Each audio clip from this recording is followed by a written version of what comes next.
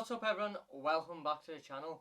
Right now I should be in Latvia, but unfortunately the country went into lockdown a couple of days ago. And I know it's been a couple of weeks since I last made a video and Latvia was the planned next video. But because it's been cancelled, I decided to make a little gear video. So I'm going to show you what I use to film all my videos. So let's get straight into it.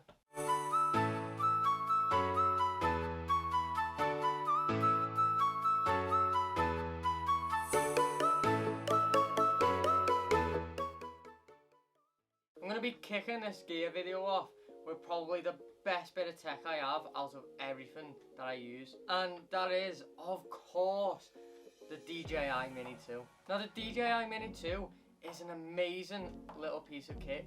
It comes with 3 batteries which gives you about 90 minutes of filming. And as you can see here, it's about the same size as a phone. It's unbelievable. Now this piece of kit lets me capture stuff such as this whilst I was travelling around the UK. It's also good for city shots like this shot of Dublin, and it shoots at 4K at 30 FPS. If any of you are looking for a drone to add to your setup, then this has to be the drone. The footage on it is unbelievably smooth. That gimbal, there's so much wear. Even in some of the strongest wind conditions, it is still so smooth. I absolutely swear by this drone. Now next I've got the action camera. Now I didn't spend big on this like I did on the drone. The money you spend on a drone is a real investment. The footage that can get for you, it can change a video. Whereas I got the action cam knowing that I'd only be using it in certain situations where I couldn't use my actual camera. Now here is the action cam that I got. It's the Canon V50X. So I'm recording off the Canon now, and as you can see, the quality isn't that bad, especially in light conditions like right now. This is currently in 1080p at 30 FPS, but it does have 2.7K and 4K available at different frame rates. Now I'm not a big fan of the 4K as I think it handles darker conditions quite badly. If it's in a condition like this where it's got a lot of light, then it is fine. I tried to stick to the 1080 or 2.7K as you don't really notice the difference. And what this lacks in video quality, it makes up with in the price. Now I got this for around £100, and you really can't complain with that price considering the cheapest GoPro is around £200–300. I just couldn't justify paying for an action cam that I would only use a couple of times. So £100 for this little Casso. It comes with 2 batteries, a few accessories including a waterproof case. I normally just chuck it in my bag wherever I go. Even if I don't use it, it's only small so it doesn't take up a lot of room. Now it's time to move on to the actual camera and the accessories that I use for that. Now this is a Ulanzi tripod. I only got it about a month or 2 back, but I absolutely love this thing. It is so useful and so fun to use. The creative ways that you can bend it and attach it to things just gives you so many possibilities whilst filming, especially filming solo. You'll often find that you've got to set the camera down just to get some b-roll or even just to talk to it, and this makes life so much easier. It has 3 legs because it is a tripod, but these legs are completely flexible. As you can see there, they bend completely. I don't know how long they'll last for before breaking.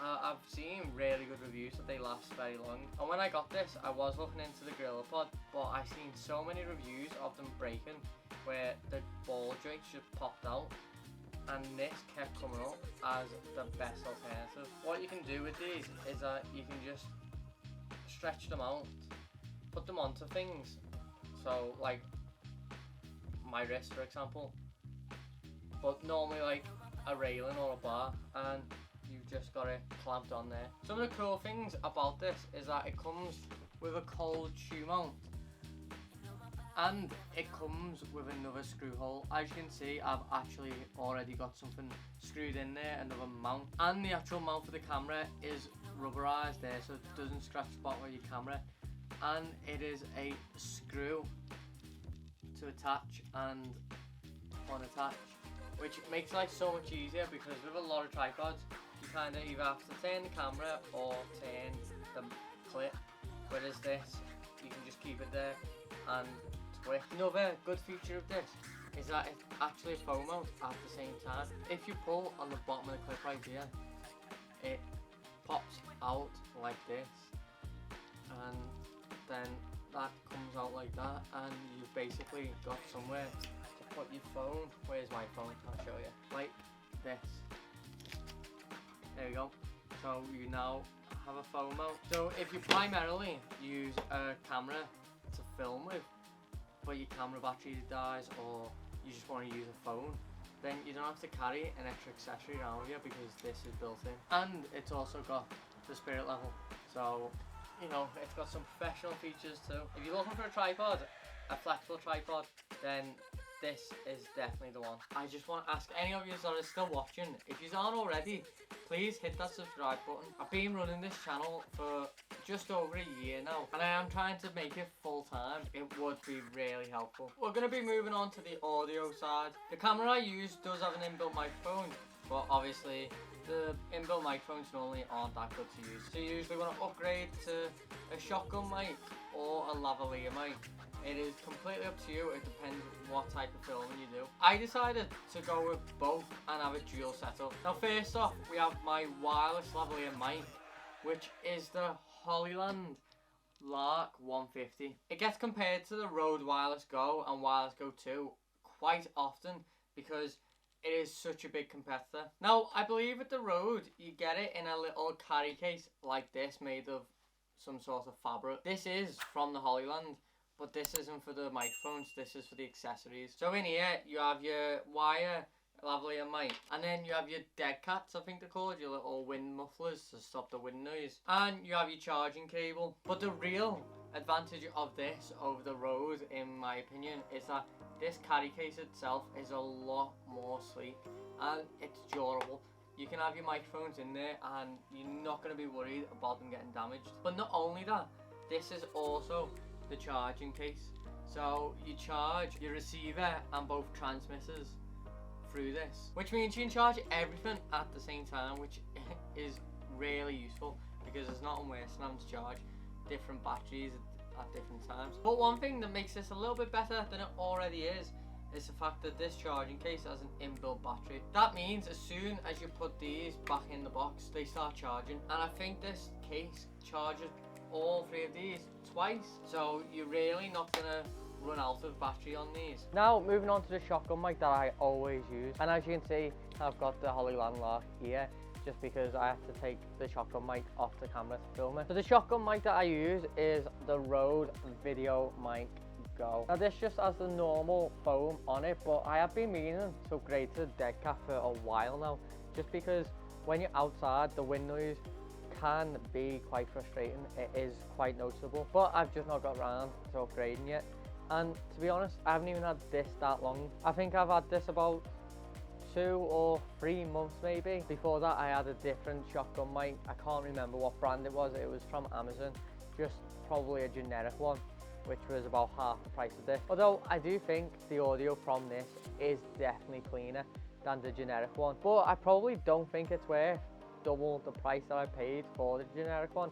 I think it isn't that noticeable. And another bonus of this is its dual mount.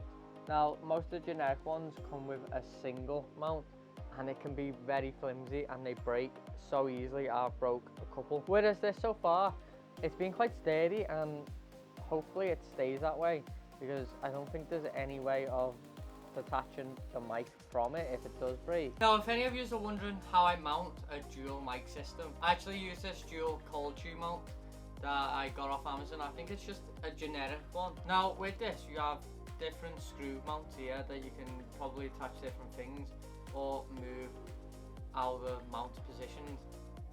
You've also got this cold tube mount which is hired off of the base, and then this one which is online with the base. And for the dual audio splitter I use the Rode TRS splitter, and I'm not going to show you on video, you can just see the picture here because I can't unplug the mic because the camera mic is not the best, so I don't really want to test that anyway. So now we've switched over to the phone.